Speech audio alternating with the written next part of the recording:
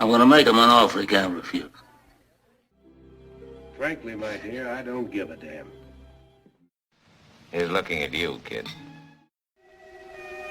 All right, Mr. DeMille, I'm ready for my close-up. Oh, I've been thinking. Well, what do you want to do that for? Fasten your seatbelts. It's going to be a bumpy night. They call me Mr. Tibbs. Welcome to 99 Years, 100 Films, the podcast where we look at every winner of the Best Picture Academy Award in release order and see why the film's so highly regarded. I'm Trey Hooks, and with me as always is my co-host Blaine Dowler. How are you this morning, Blaine? I'm doing well. How about you? Good, thank you. This time around, we are looking at the 43rd Annual Academy Awards, covering films released in 1970, and the Best Picture winner of that year, Patton, directed by Franklin Schaffner. Patton, based on the life of General George S. Patton, premiered on February 50th, 1970, and featured George C. Scott as General George Patton and Carl Malden as General Omar Bradley.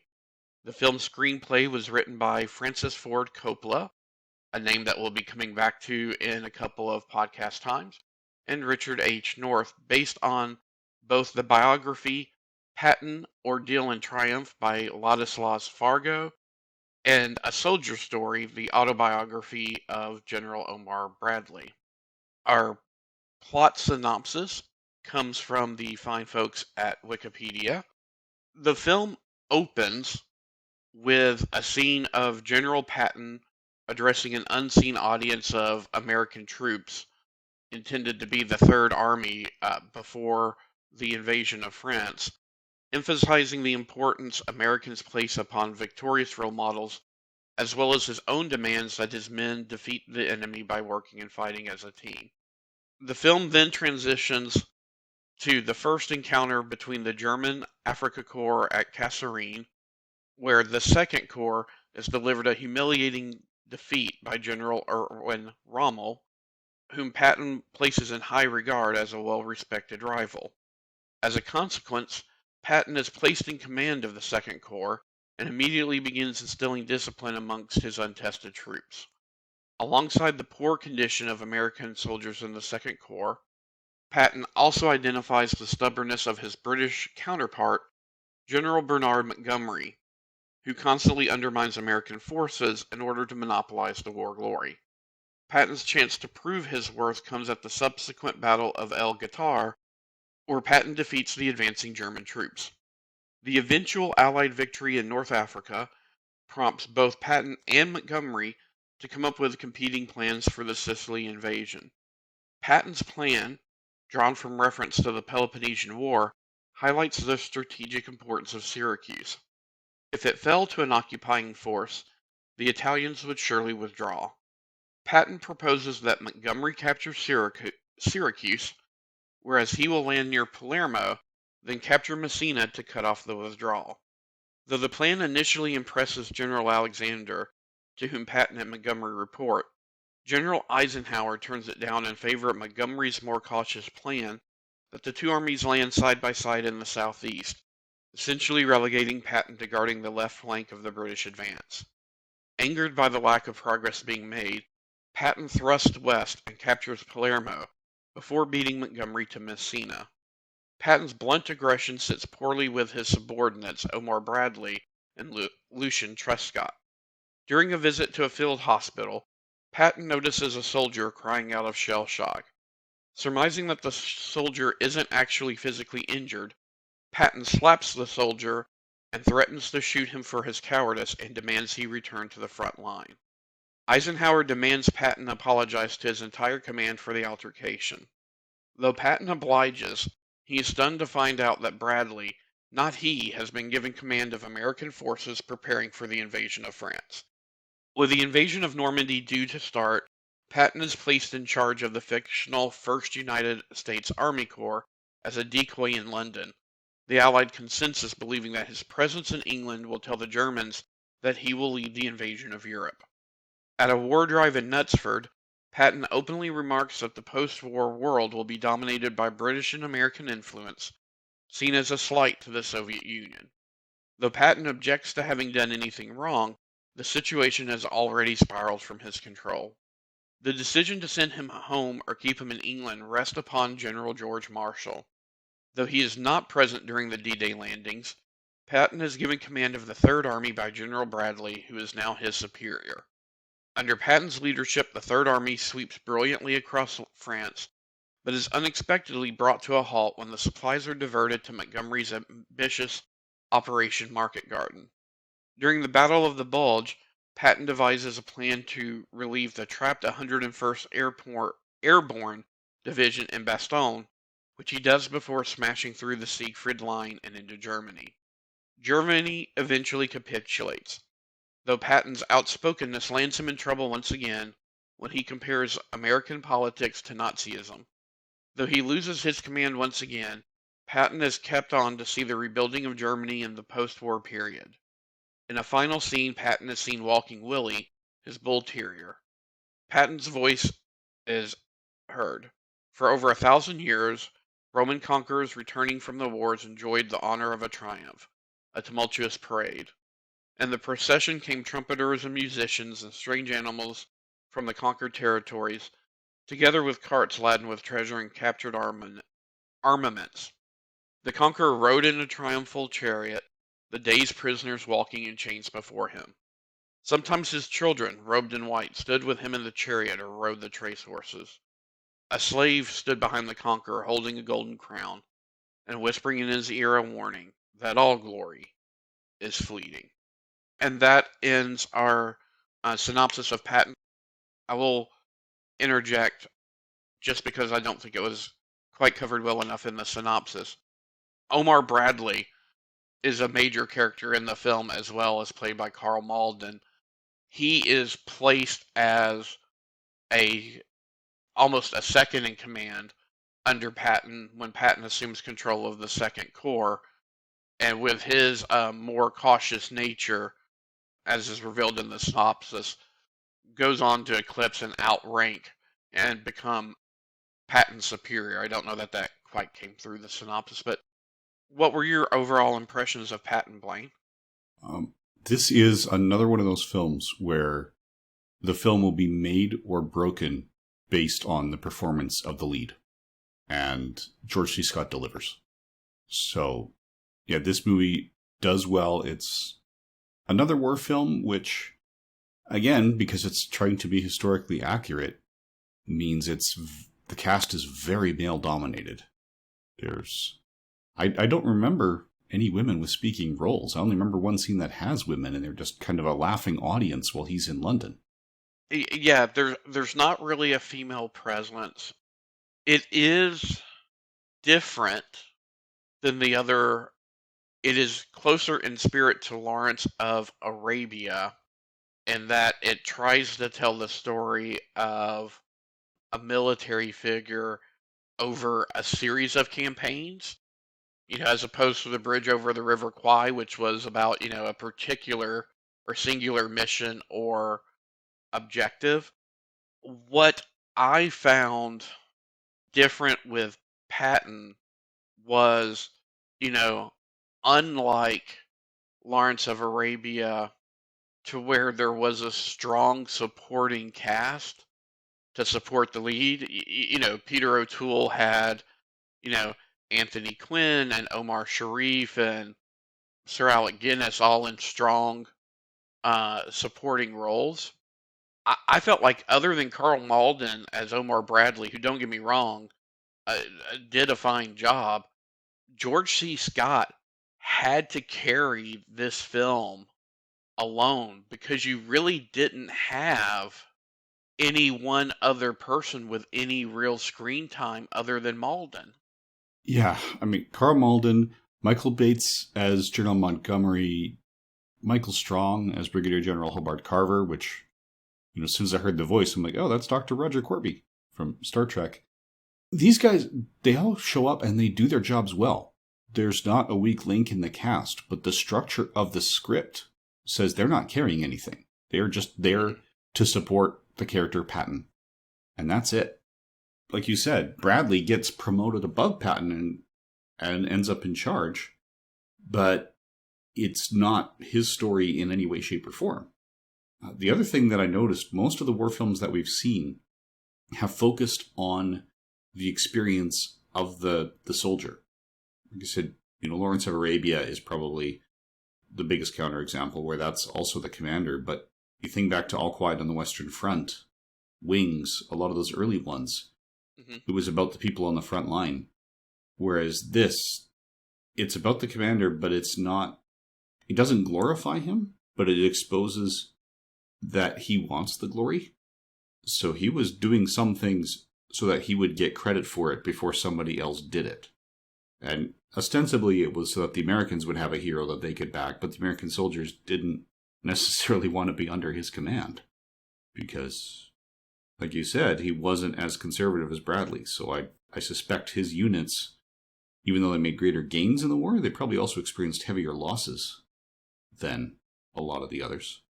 Maybe this was because of the Vietnam experience. And don't get me wrong, I know war films were still being made up to this point, but this, if you wanted to categorize this as a war film, this is a war film that's not about war. So, it spends more time focusing on what did Patton think was the right strategy, and then they have a small montage skip scene to show you, and the war was fought. And then here was the outcome, and here's what we had to deal with as a result of the outcome. In a lot of ways, it was more about the decisions leading up to and the consequences of battles than about the battles themselves. Yeah, and about his attitude. The way he's handled here, which could be an accurate picture of the man. I mean, just to connect the dots, the person that was played by Carl Malden, who works side by side with Patton and is the closest thing we have to a co-star, wrote one of the books that this is based on. So he should have a fairly accurate picture of Patton. He was close to him.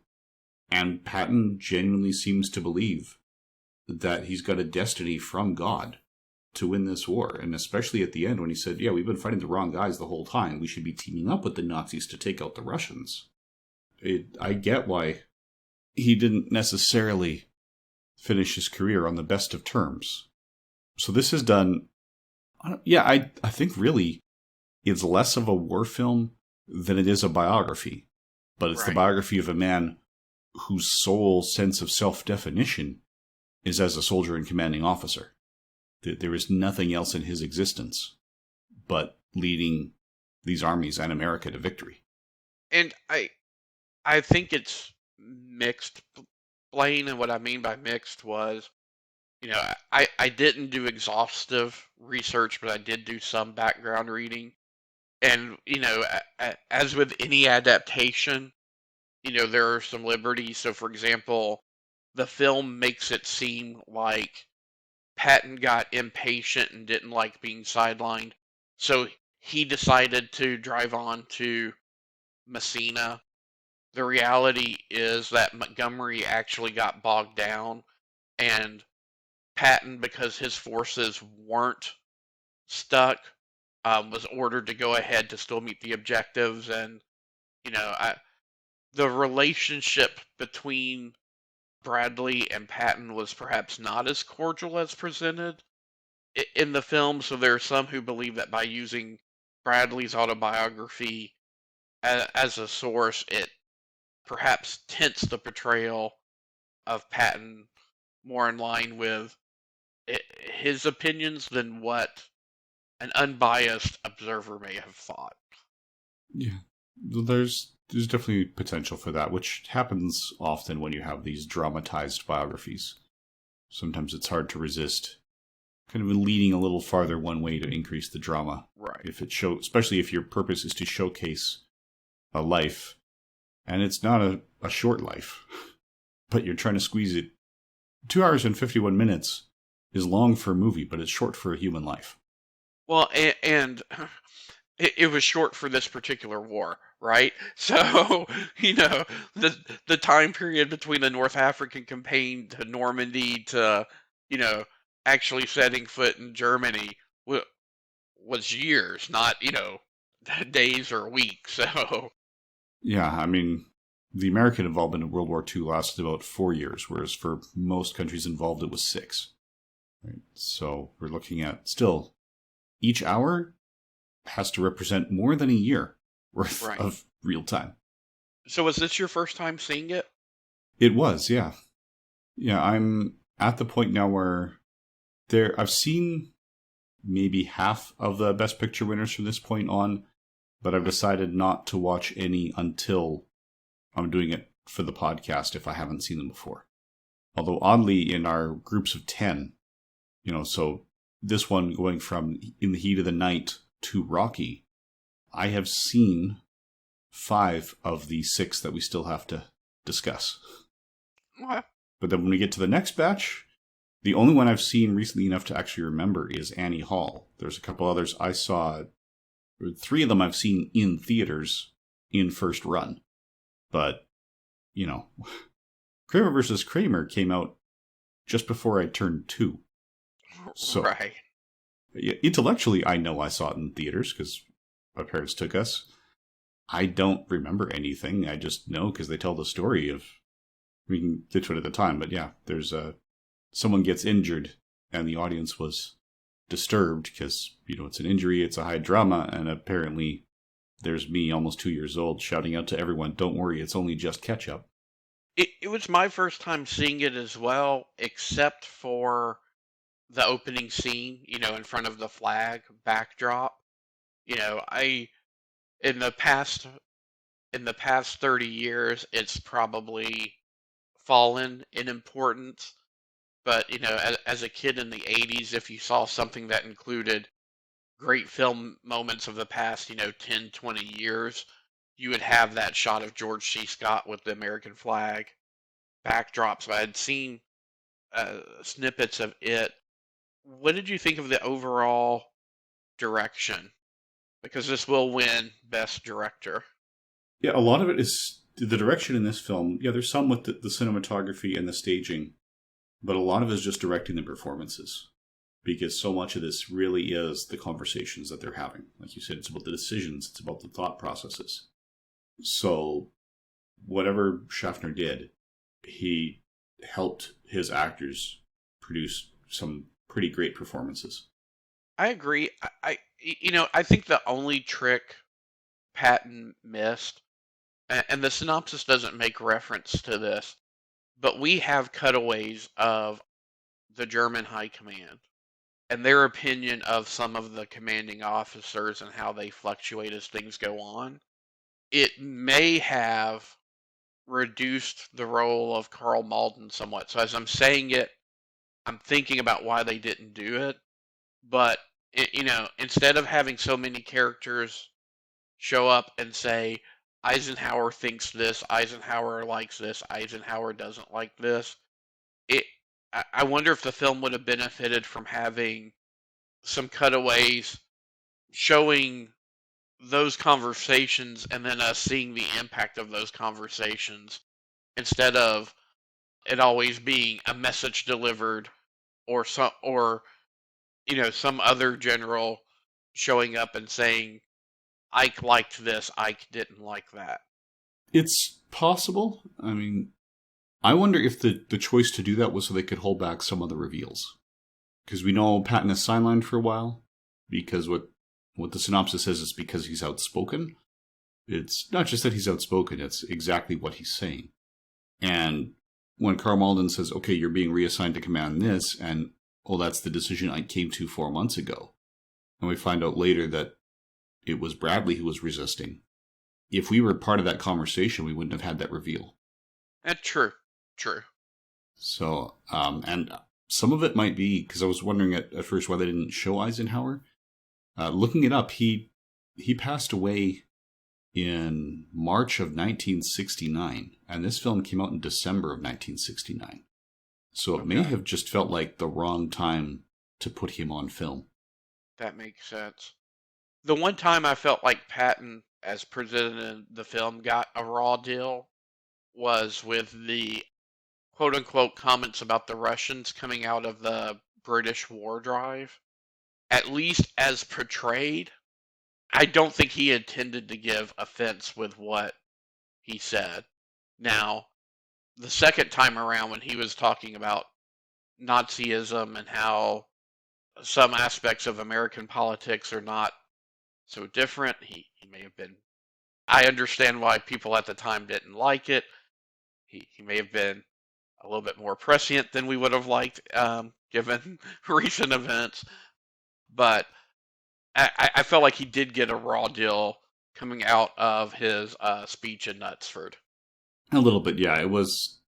It seemed like a minor slip of the tongue until you point out that his hand, for lack of a better term, reminded him to mention the Russians, and he didn't. But then later when he reveals that, no, he thinks the Russians are the enemy we should have been going after. Yeah, he was definitely a different person. One thing that came crystal clear is that he didn't really care about the psychological and mental well-being of his soldiers. What mattered is essentially abusing them to become automatons and do what he ordered them to do. Which I wish I could say is inconsistent with the way military leaders are generally portrayed, but it's just not. That does seem like a modus operandi for many of them. This doesn't excuse it, and I'm not trying to excuse it. I think part of what was Patton's mystique, and George C. Scott does a great job of bringing this out, was ostensibly he put himself in the same danger that he put his troops in. He was not, typically 10 column, this is kind of an analogy from a different kind of war, but he wasn't in the tent on the hill. He was down in the valley with the troops commanding from that point. And I think that's what kind of made him unique for the time. Yeah, that is true. He was in the thick of it, which they also highlight at the end when, stones slip and an ox cart almost mows him down on the street. And he says, after all I've been through, imagine going down to an ox cart. Which the film doesn't cover this, but I looked it up. He did pass away because of an automobile accident. So I'm wondering if the ox cart was kind of a metaphor for what would eventually lead to his death. Yeah, it could be, just to sort of not show that, but also highlight it. Mm-hmm. I'll also just, it's not something we speak out about a lot, but I will mention, while I wasn't familiar with it, while I could not have told you that I knew it before watching it, I quickly recognized the score while watching the film. So It has had some lasting resonance for me to be familiar with some of the refrains without having seen the film before. Yeah, this is a movie that's heavily referenced. Like you said, I recognize the score. The shot of him coming out in front of the flag, I recognized, not just, you said, from the clips of the greatest moments, but from the homages. Sesame Street's first feature film, Follow That Bird, starts off with an homage for that. A Space Jam has a reference to it when Bugs is trying to marshal the Looney Tunes. It's definitely an influential and recognized and respected film. Should we have any more specific comments about it, or should we move on to all the nominees and winners for the awards for this year? No, I think my summary of this is it's a very good film. Because of the lack of supporting characters that kind of built up narratives and personalities of their own, I didn't connect with it as much as I will with other films. But it's worth watching it for no other reason than to see George C. Scott's performance. Yeah, this is definitely one of those major performances. So let's go through the other nominees and winners for the 43rd annual ceremony, which took place on April 15th, 1971, in the Dorothy Chandler Pavilion in LA, produced by Robert Wise and directed by Richard Dunlap. So, Best Picture, obviously Patton won, beating out Airport, 5 Easy Pieces, Love Story, and MASH. Best Director went to Franklin J. Schaffner for Patton, beating out Federico Fellini, Arthur Hiller, Robert Altman, and Ken Russell. Best Actor The winner was George C. Scott, playing Patton, beating out Melvin Douglas, James Earl Jones, Jack Nicholson, and Ryan O'Neal, although Scott refused to accept the award because he doesn't like the Oscars. He was quoted as saying that it's a 2-hour meat parade, a public display with contrived suspense for economic reasons. And he told them in advance. Mm-hmm. You probably don't want to, nominate or recognize me. So I give him full credit. He didn't blindside them with it. No. And actually, I'm looking here, just highlighting over his character name of General George S. Patton with a picture of the real man. Between Scott's natural features and the makeup, they did a good job. He actually looks like Patton. I wonder how it would have played out. I guess one of the other actors who turned the role down and said it was the biggest mistake of his life to turn it down was Rod Steiger. Who... I can't say that Rod Steiger would have done a better job, but you know my affection for Rod Steiger, so that definitely still would have been a film worth watching. I think they could have gotten Steiger close to a physical approximation, but not as... He didn't naturally look as much like Patton as George C. Scott did. No, and Scott was at least the sixth that they talked to. According to the Wikipedia page under production, Lee Marvin, Burt Lancaster, John Wayne, Robert Mitchum, and Rod Steiger all turned it down. And Charlton Heston was considered for the role of Bradley before they gave it to Carl Malden. So I know this wasn't the first time that the award would be declined, but this kind of sets the precedent, right, Blaine? So, like, when this happens, no one actually gets the award, but the Academy still considers, George C. Scott may have declined, but he was the winner for the year. Yeah, the statuette didn't go home with him, but he was the choice of the voters. So they don't give it to someone else just because the first person turned down the statuette.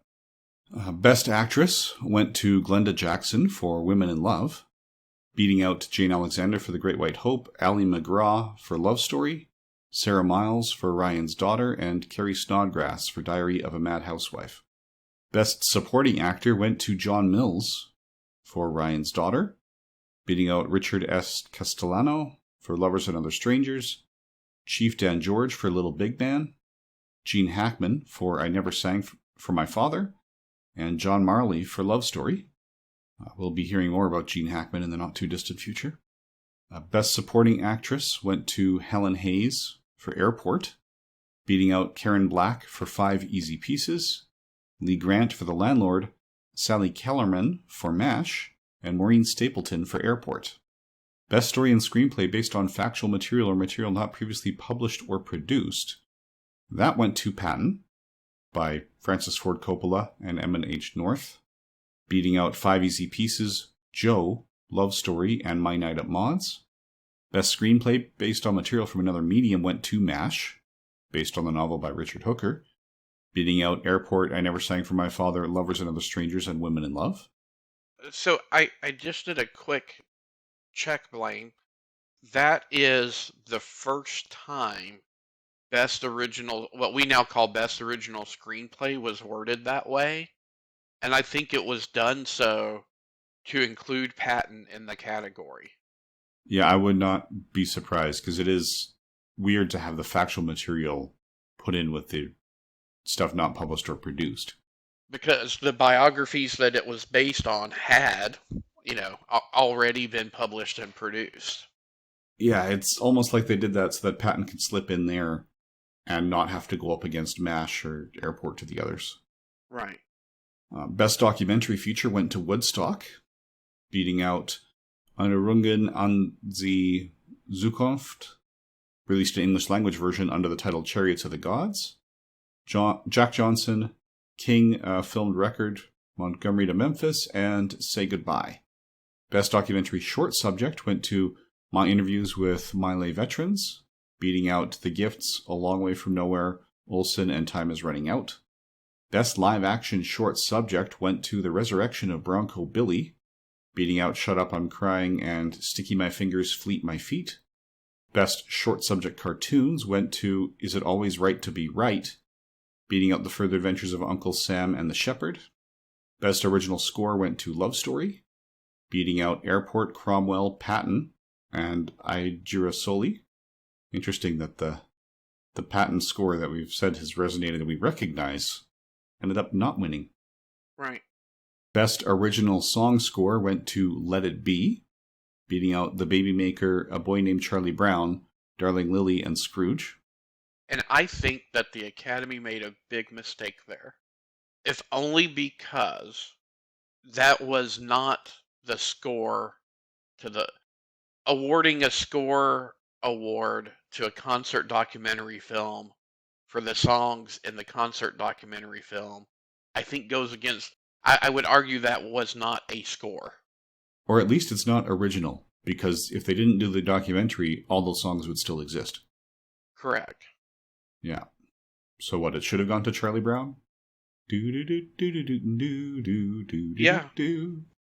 Or, I mean, I haven't seen The Babymaker, Darling Lily, but, Scrooge was another musical in the Oliver style. It may have been a contender, or even Love Story was, well, it won Best Original Score. Never mind. Yeah. But I'm glad it didn't set a precedent to where, instead of scores, we're awarding...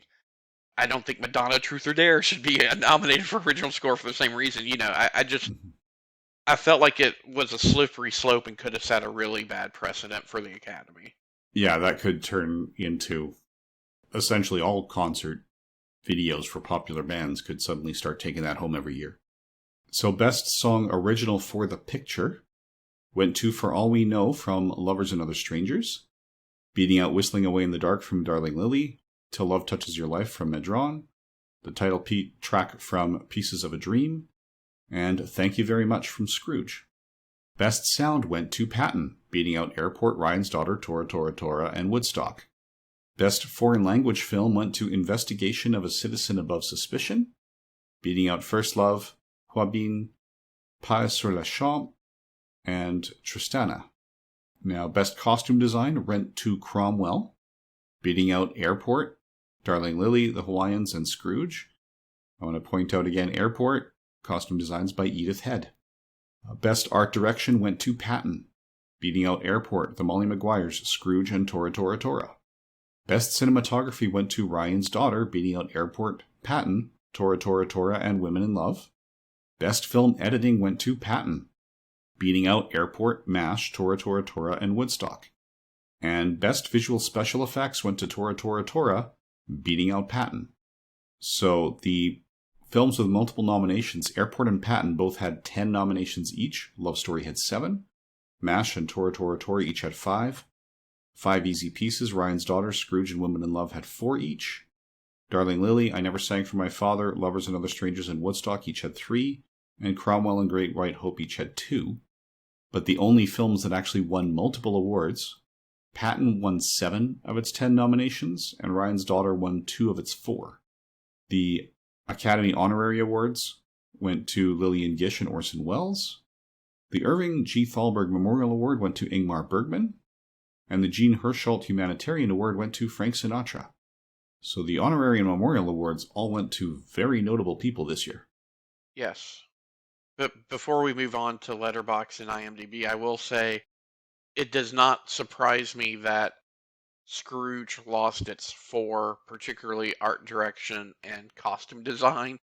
I was even surprised that it got nominated. Not that the art direction and costume design wasn't very good for the film, but the producers of it were the producers of Oliver, and they essentially reused everything to reduce cost.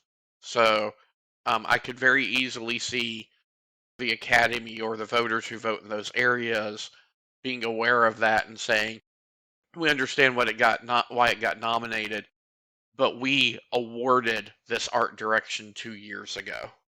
Yeah, I could see that being the case. So otherwise, overall, how do you feel about the way the awards fell down this year and how they came out?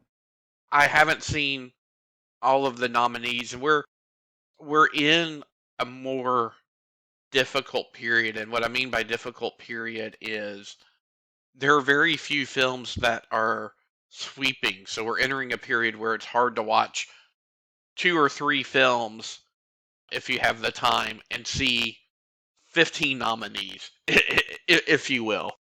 So I have seen Love Story very long ago, but I don't remember much of it.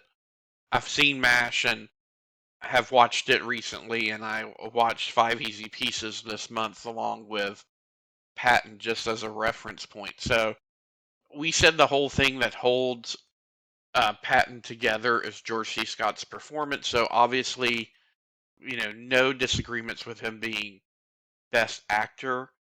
I will admit, while I acknowledge the quality of the film and the acting performance, this one left me a little bit cold. Having seen it, unless I'm doing it again for a similar project or something, like I don't know that I will watch Patton again within the next 5 years, just as an example. I don't think it's my favorite movie out of the Best Picture nominees. That would probably be MASH. I just found MASH more engaging, but that doesn't mean that makes it the Best Picture, so I don't have a problem with Patton winning Best Picture. I feel like I can't put my finger on it. There's something about the way that Patton is structured to where it just isn't resonating with me the same way like Lawrence of Arabia does. I don't know if that's the fault of the direction or the fault of the screenplay and how the story was structured. So, should Robert Altman have won for MASH instead of Franklin Schaffner for Best Director? I think an argument could be made for that. Not having actually read the screenplays, can I say that, Patton was a worse screenplay than the others? No. But I think if they were in the same category, I don't know that Patton would have beaten MASH as a screenplay. Yeah, it's possible. For the ones I've seen, I've also seen Love Story a long time ago, too long to really talk about it sensibly. I think I saw it in the 1980s, because as a child in particular, I haven't seen it again as an adult. I should. I loved What's Up, Doc with Ryan O'Neal and Barbra Streisand. So when we were renting things, anything with Ryan O'Neal, I would be saying, yeah, let's check that out. So I know I've seen things like Love Story and Main Event and Irreconcilable Differences, but all when I was so young, I don't clearly remember them. I haven't seen 5 Easy Pieces in a few years, and I'm almost embarrassed to say I've owned MASH for over a decade and haven't gotten around to it yet, and I really want to. So I'm not in a position to say this should have won instead, but I would agree that watching Patton, I walked away from this saying George C. Scott deserves Best Actor, but I feel the Best Picture nomination came out just because George C. Scott was so clearly Best Actor. It felt like his performance, because the entire film is Patton and his performance, it's almost like his acting job makes it feel like the whole is greater than the sum of those parts. And I think he propelled it into that category, in a way that, had it been a Lee Marvin or John Wayne, had John Wayne been cast, I don't think it would have been a Best Picture nominee. Oh, no. There were definitely some folks on that potential casting list, and, this always happens to where you're like, I can 100% see why, based off of that person's popularity at that time, a casting director would consider it. And I can see why it would have been the worst mistake for the film. Yeah, there's always names thrown out there where the studios say, if you can get that person, they're approved. Because the studio wants to approve it to make sure that their investment is sound. And there are some people that they will approve simply because they are popular enough to be bankable. This is why Richard Pryor was in Superman 3. When the Salkinds were saying, okay, here's what we want to do. We want to do a Lex Luthor and Brainiac story for number 3. And they got the list of people who were pre-approved. They didn't have to go through anything, and Pryor was on it. So they said, let's take Pryor. Oh, but Brainiac has a lot of makeup, so let's not make him Brainiac, and just domino after domino after domino fell. Mm-hmm. Yeah, I know a lot of people who think that That made it one of the most profitable Superman films, but not one of the ones that's fondly remembered by people familiar with the source material. Yeah, so in any event, I don't know what I could single out as saying this would have been a better choice. But had Patton lost to any of those, I'd have been okay with it. Now, should we go through the Golden Globes? Yes. All right, so again, they separate Best Motion Picture by drama and comedy or musical. They gave the Best Drama to Love Story, beating out Airport, 5 Easy Pieces, I Never Sang for My Father, and Patton. So they did nominate Patton, but it was actually Love Story that took it home. For comedy or musical, they went with MASH, beating out Darling Lily, Diary of a Mad Housewife, Lovers and Other Strangers, and Scrooge. Best Actor, George C. Scott for Patton, beating out Melvin Douglas, James Earl Jones, Jack Nicholson, and Ryan O'Neal. So that's a very similar list. Yes. And by very similar, I mean completely identical. Best Actress went to Ally McGraw, for Love Story, beating out Faye Dunaway for Puzzle of a Downfall Child, Glenda Jackson for Woman in Love, Melina Mercouri for Promise at Dawn, and Sarah Miles for Ryan's Daughter. And sorry, that's for performances in dramas. For Best Performance in a Comedy or Musical, actor went to Albert Finney as Scrooge, beating out Richard Benjamin from Diary of a Mad Housewife, Elliot Gould for MASH, Jack Lemmon for The Out-of-Towners, and Donald Sutherland for MASH. That's interesting.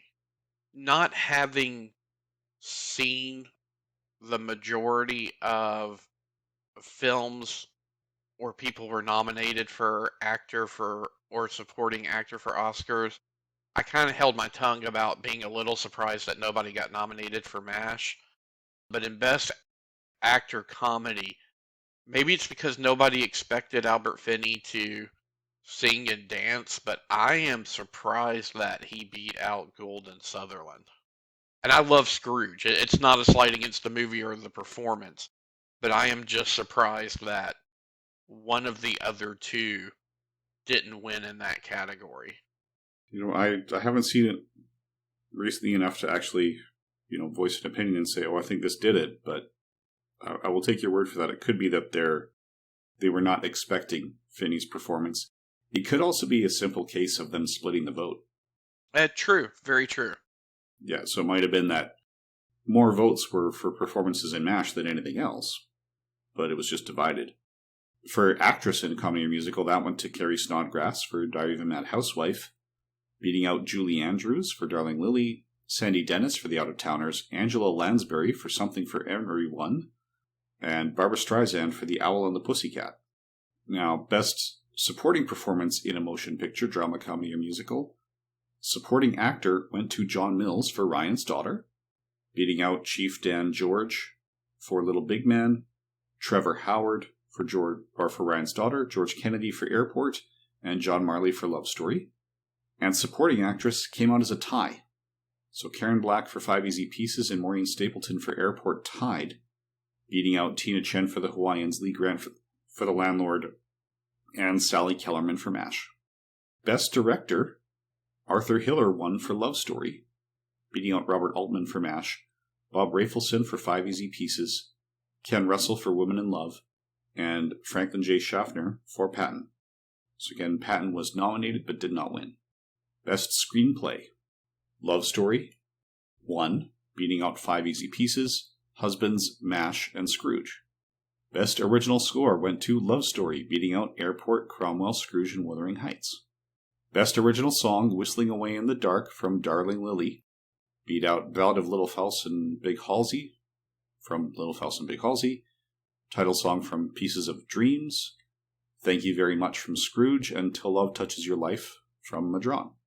Best Foreign Film in the English Language went to Women in Love from the United Kingdom, beating out The Act of the Heart from Canada, Bloomfield from the UK and Israel, One Soldier's Gamble from Japan, and The Virgin and the Gypsy from the United Kingdom.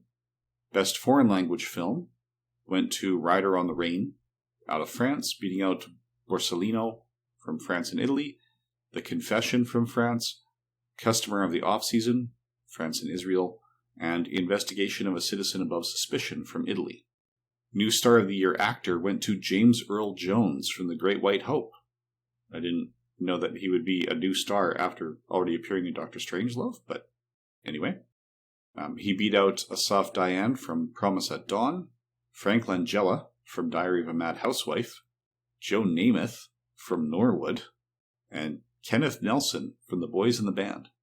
And New Star of the Year actress went to Carrie Snodgrass from Diary of a Mad Housewife, beating out Jane Alexander from The Great White Hope, Anna Calder Marshall from Pussycat, Pussycat, I Love You, Marlo Thomas from Jenny, and Angel Tompkins from I Love My Wife. So, yeah, that's Joseph William Namath, the NFL star, who was in the New Star of the Year category. For James Earl Jones, and don't get me wrong, we've often gone back and forth as around, what does up and coming or best mean for the Golden Globes, but not counting short films, that was his 5th film, and it was the first one where he was the lead. Well, I don't need to tell you anything about Doctor Strangelove, because I know how much you love it, but The Comedians, he was about 10th build, and in The End of the Road, which IMDb lists, maybe 10 people in the cast, he's around 4th or 5th build, so. Okay, so it might just be the first time he was given that lead. Going into the television awards, Best Show Drama went to Medical Center, so it beat out The Bold Ones, Marcus Welby, MD, The Mod Squad, and The Young Lawyers. The Best Comedy or Musical went to The Carol Burnett Show, beating out The Courtship of Eddie's Father, Family Affair, The Glenn Campbell Good Time Hour, and The Partridge Family. Best Actor in a Drama Series went to Peter Graves for Mission Impossible, beating out Mike Connors for Mannix, Chad Everett for Medical Center, Burt Reynolds for Dan August, and Robert Young for Marcus Welby, MD. Best Actress for a Drama went to Peggy Lipton for The Mod Squad, beating out Amanda Blake in Gunsmoke, Linda Crystal for The High Chaparral, Yvette Mimieux for The Most Deadly Game, and Denise Nicholas for Room 222. Best Actor in a Comedy or Musical Series went to Flip Wilson for The Flip Wilson Show, beating out Herschel Bernardi for Arnie, David Frost for The David Frost Show, Merv Griffin for The Merv Griffin Show, and Danny Thomas for Make Room for Granddaddy. Best Actress in a Comedy and Musical Series went to Mary Tyler Moore for The Mary Tyler Moore Show, beating out Carol Burnett for The Carol Burnett Show, Shirley Jones for The Partridge Family, Juliette Mills for Nanny and the Professor, and Elizabeth Montgomery for Bewitched. Best Supporting Actor went to James Brolin for Marcus Welby, MD, beating out Teague Andrews for The Mod Squad, Michael Constantine for Room 222, Henry Gibson for Rowan Martin's Laugh-In, and Zalman King for The Young Lawyers. Best Supporting Actress went to Gail Fisher for Mannix, beating out Sue Ann Langdon for Arnie, Miyoshi Umeki for The Courtship of Eddie's Father, Karen Valentine for Room 222, and Leslie Ann Warren for Mission Impossible. I don't have a whole lot to say about the TV awards aside from how much TV has shifted, because it's clearly that TV shows in many cases were just vehicles for the star. When you look at the Insert Name Here show. Yeah, you're in this interesting period in TV to where you still have, like, the Mary Tyler Moore Show, for example, was kind of a throwback to the 50s and early 60s where you had star-led sitcoms. Most of these, the blank shows, are the variety shows that became so popular in the 70s. So or talk shows. So, like, the Merv Griffin Show, the Carol Burnett Show, the Flip Wilson Show, all of them are more variety sketch shows than, like, scripted sketch shows can still be scripted, than, like, a scripted sitcom or drama. Yeah, it's definitely a bit of a shift. But I get what you're saying. It's not... They're naming it after the star because the characters you see in the first half may not be the characters you see in the second half or any week thereafter. Right. You're saying it is the sketch. So shall we move on to how the nominated films played out on Letterboxd and the IMDb these days? Yes. All right, so going to Letterboxd first. Of the nominated films, Patton is the highest rated, it's second to 5 Easy Pieces. So 5 Easy Pieces gets a 3.85 out of 5 on average, which makes it 27th of the year. And Patton is 39th with a 3.80. And there are 72 films per page of results. And those are the only two I see on that first page. So Letterboxd users seems like they would have given it to 5 Easy Pieces instead. Going through the IMDb, Patton is number one of the nominees. It comes in at 10th of the year with a 7.9 score out of 10. So the equivalent from Letterboxd would have been a 7.6. And then going through looking for the other nominees, I'm seeing Tora Tora Tora and Scrooge in the mid-20s. Ryan's Daughter, there's MASH at 35. There's 5 Easy Pieces at 37 with I Never Sang for My Father in between. A Love Story comes in at 42. And then the next highest rated film is Airport at number 108. So that is buried well down the list of 199 films for the year, behind things like Catch-22 and The Private Life of Sherlock Holmes, directed by Billy Wilder, The Out-of-Towners with Jack Lemmon. Are these higher than Airport or higher than all the nominees together? Those are higher than Airport. Here's Love Story at 77. That's the one with Ally McGraw and Ryan O'Neal. So I think the one I saw, let me go back to double check that title that I saw here. Yeah, A Love Story at number 42 is a different film, directed by Roy Anderson and Sophie Kylan. The stars in it with Rolf Soman. So yeah, it's two teenagers falling in love over the summer. So the actual Oscar-nominated love story is number 77. The Great White Hope is 79. Landlord is 78. Cromwell is at 80. There's a couple of Pippi films. There's A Man Called Horse. There's Joe. Fruits of Paradise, Watermelon Man, Too Late the Hero, Rio Lobo, and The Phantom Tollbooth is number 100. So all of those are above Airport, which comes in at 108. What's above Patton? Is it all foreign film or? So the top 10 here on the IMDb, there is a foreign film. I think it's Jibon Theke Naya. It's a political satire of Bangladesh under the rule of Pakistan metaphorically. Then we have Brigada Divers Intra in Actiun, which follows the communist Romanian militia. One Song a Day Takes Mischief Away, which is directed by Krasimir Golik and stars Franjo Majetic, Marjana Bohanek, Rejla Basic, and Mia Oramovic. So I'm saying again another foreign film. The Adversary, directed by Satyajit Ray, starring Dirtiman Chatterjee, Asghar Ali. 5 Days and Nights in the Forest is number 5. Also directed by Satyajit Ray, same director as The Adversary. And same rating, 8.1. That's about a group of Calcutta city slickers. King Lear, a Soviet adaptation, directed by Grigory Kozintsev, is number 6. Hope, directed by Serif Gorin and Yilmaz Guni, the story of an illiterate man and his family whose existence depends on his income as a horse cab driver. How I Unleashed World War II is about the adventures of an unlucky Polish soldier, directed by Tadeusz Chmielewski. And then number 9 is Investigation of a Citizen Above Suspicion, which won the Oscar for Best Foreign Language Film. So yeah, Patton is the first American film to make the list on the IMDb. I'm going through Letterboxd. Investigation of a Citizen Above Suspicion is actually the highest rated film of the year, period.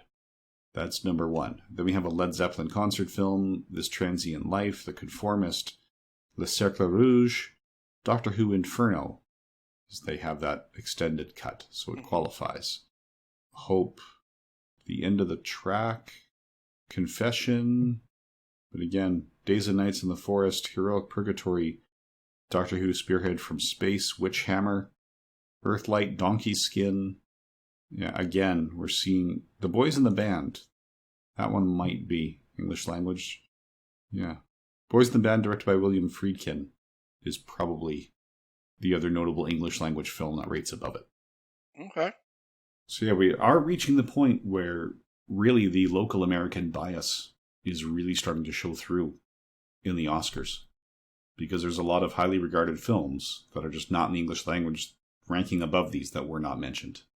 So did you have any other comments about those? Or No, it's always, I always like to ask, and you're right, maybe this kind of shows another change in the sign of the times. Not that foreign films don't always pop up, but I remember back when we were in the 30s and 40s, we may say Bride of Frankenstein was higher ranked on Letterboxd or whatnot, and we're hitting a period to where it's not so much that the Academy is necessarily out of touch with what others are saying, but when you take a broader global view, it was probably not the best film of the year. But when you look at what the remit of what the Academy was judging, the Letterboxd and IMDb would say, whatever rankings exist as of today, would say that the Academy probably got it right. yeah, that is what we are seeing now. Some of that might be simply because as we approach the modern day in these, our sensibilities of the voters haven't changed as much. Yeah.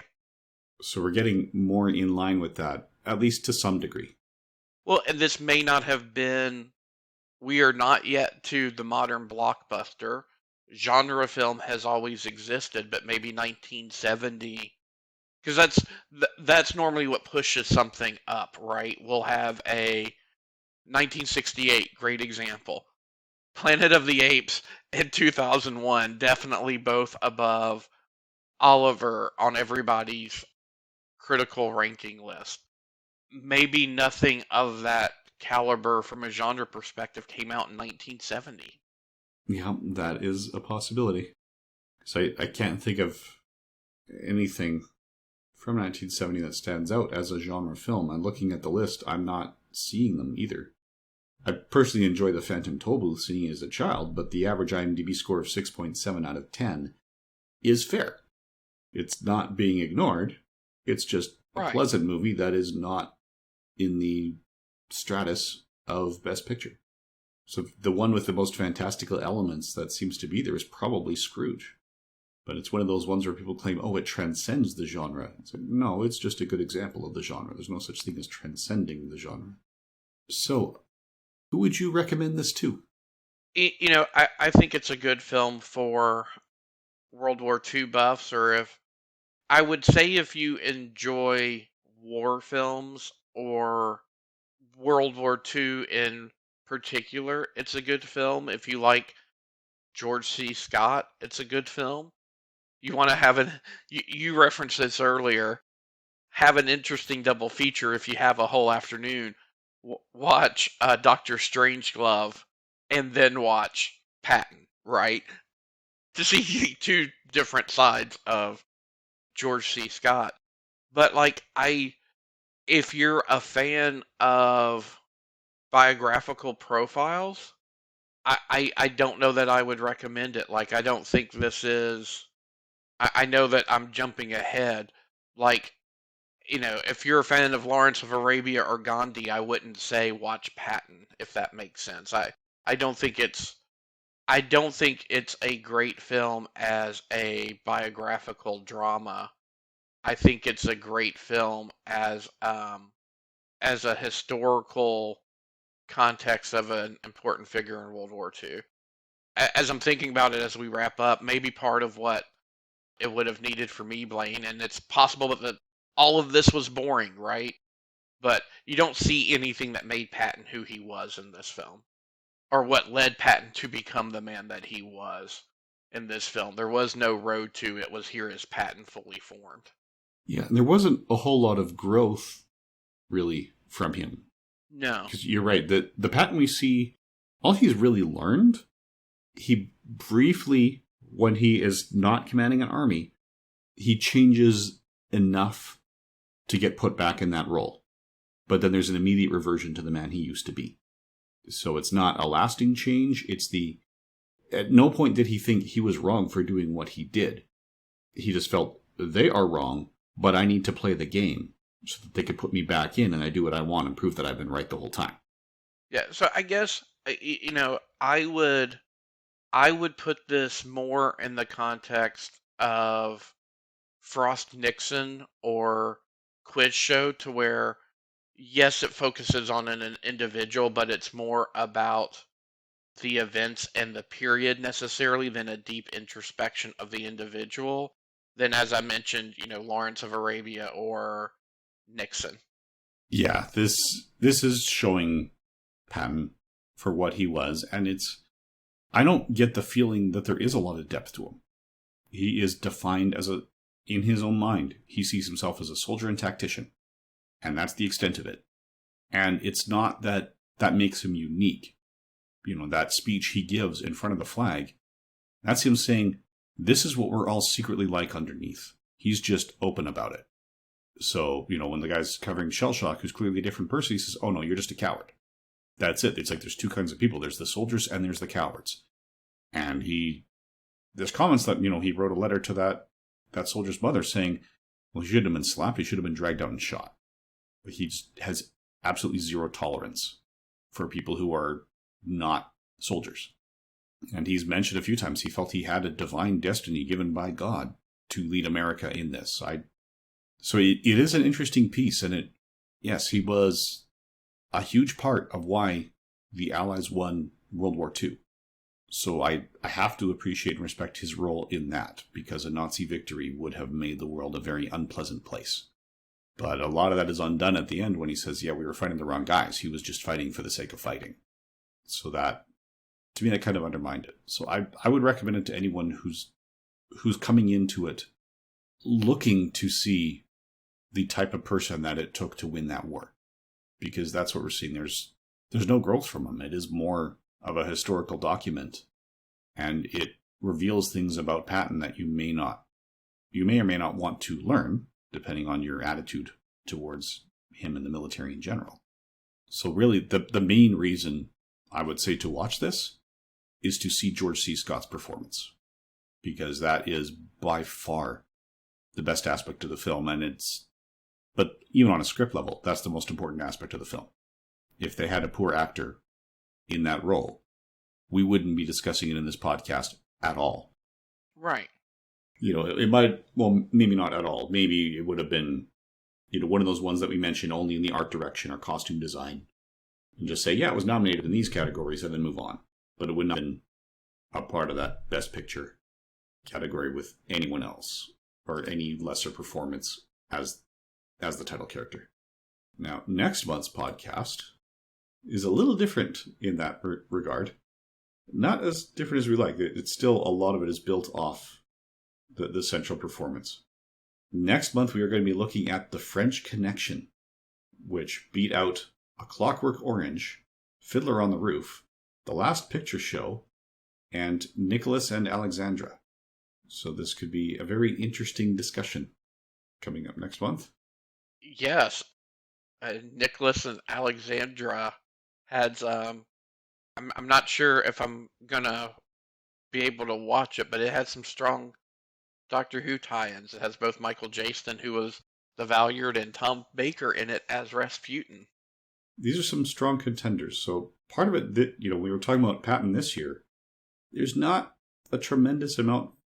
Well, we got, I guess, Love Story, we've got MASH, but some of the other ones seem to have been forgotten, whereas all 5 of the nominees from next year are still a part of the conversation in the film buff groups that I'm in on social media. So it'll be interesting to see how many, and I'll try to make time to watch A Clockwork Orange as well. That one is going to be very tough to watch because we're recording these well in advance. So our next recording is going to be August of 2022. In my day job, I am a teacher, so July and August I'm off. But this August, we'll also have our daughter's first birthday party.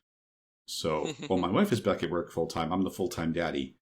And A Clockwork Orange is not a movie that's easy to watch with a child in the room.